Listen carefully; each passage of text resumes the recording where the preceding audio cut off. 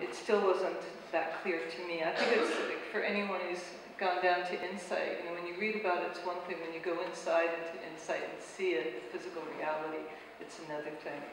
And so the group talked about the actual setting and being on the corner of Hastings and Abbott and going through the door 3 times a day, morning, afternoon, and evening, about 4 hours before each dose, and being there for 15 minutes observation, 7 minutes for the injecting, and then a half hour for observation. So they spent a lot of time together at the site.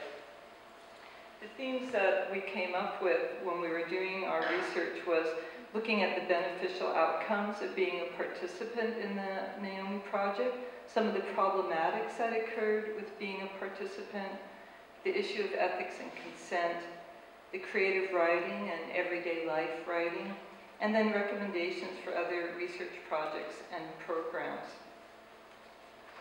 We also decided that we would actually do public presentations, and this is the first of many, we hope, and that we would write a report, which we're still doing. So some of the benefits, these are from the focus groups that we did.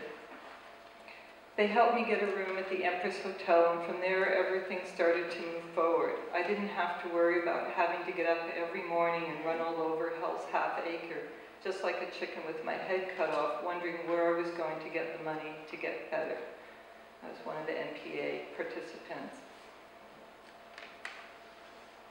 And life improved, I suppose. It was kind of a blurry year, but all in all, I think it was better. I don't know, I was happy. At least I think I was happy. You know, I wasn't miserable a lot. I wasn't sick, you know. I wasn't running around trying to get $10 all the time. Yeah, so I mean, it was good. But it changed my life a lot. I wouldn't regret doing it. I'd do it again if they would offer it again. It was a good thing for me while it lasted. It was great. It was just good for me because I just can't do methadone. It is not an option for me. We were being observed the 15 minutes and a half hour after, so there was a lot of talking going on. And I think one of the big subjects was, what are you going to do when this is over? And I think that was probably the thing we talked about the most. Those quotes were sort of indicative of the many other people in the group that spoke about that subject. The other area that people spoke about was in relation to consent, expectations, and what does consent look like under drug prohibition. So one of the first quotes speaks to the fact that people came in with a full understanding that it was a study. They realized that it would have an end to the study as well. One participant says, the staff and the doctors were telling us, no, the study would not continue, but they never completely extinguished that little dream we had. We were optimistic. Our life depends on this drug, and here we're offered this drug. Well, okay, so I mean, I've always said, well, I would sign anything at that point. I would probably say, which finger do you want, you know, which arm do you want, you know.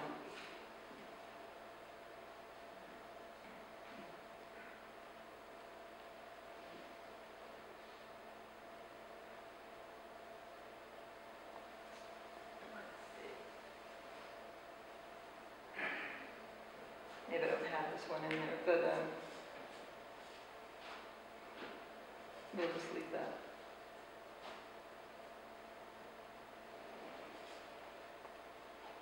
So I'm going to turn the microphone over to Diane. We did these, as I said, these writing sessions where people wrote about their experiences, but did not feel confined to just talking about the NAOMI project. The writing sessions, people went home and did their writing at home and submitted them afterwards to the group, and it talked about their everyday life, their life outside of NAOMI project too.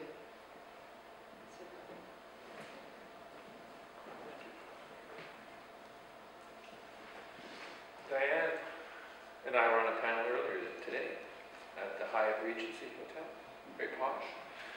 Canadian Center on Substance Abuse Conference, we were on a panel that looked at drug harms versus policy harms.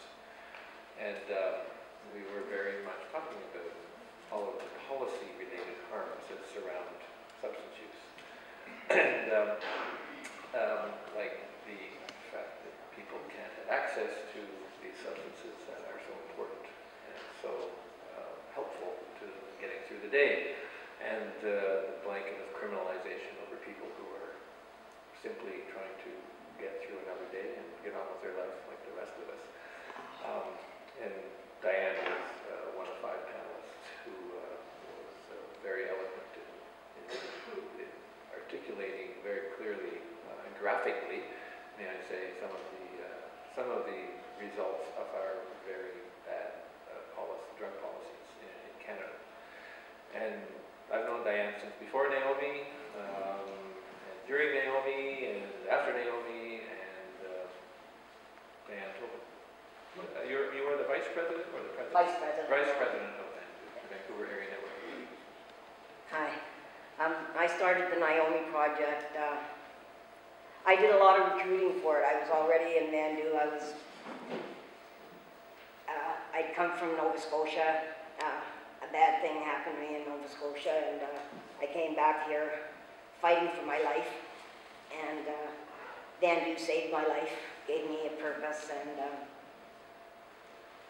I was recruiting for him. I didn't have any intention of going on the program because I didn't trust policymakers, and I hadn't been here for a few years and saw the changes in harm reduction that were being made. But through Vandu, after about 6 months, I saw the changes that had been made since I left, and they were dramatic, like needle exchanges. When I was using, we didn't have a needle exchange when I left the province. We didn't have a lot of the stuff that were available to me now, and when I got back. So I became president of Vandu, and I'd go over to the Eastside to do my heroine every day, and it was just too much to be a good president and put in the hours that I wanted to put in with Anne and Jillian and a lot of people that really helped me at that time, and Dawn. I said I'd go into it, and I got accepted pretty well. It didn't take me long to get accepted. They went through a lot of the researchers. They had to, one of the doctors I had a methadone, you had to have failed twice in methadone, and there was no record of me having ever been on methadone. My doctor that I'd been on methadone with had his license pulled, and all the records went missing, and the researchers that were doing me, I don't think they believed me at first. Yeah, there he is, right there. And he shook his head because of the story I was telling them. But they knew me a little bit through some of the things I was doing with Vandu, so they decided they believed me. And they had to go into the hospital, the Vancouver General Hospital archives, way down in the basement. I don't know how many days they had to go down there. Finally, they found that I'd been on methadone when I almost died from Hep B. When I was in the hospital, and I had Hep C from being in jail. I caught Hep C, and then I got Hep B and almost died. But while I was in there, they put me on methadone. So that was like 40 years ago now, but it was a solid record of me being on methadone. So they thank them so much for doing that for me, and they got records of me being on methadone. So I got into the Heroine part of the program, and it changed my life. It was the best time of my life. I was able to be a human being. I was able to go out in public, do what I wanted to do, and work, and do things like a productive person in society, where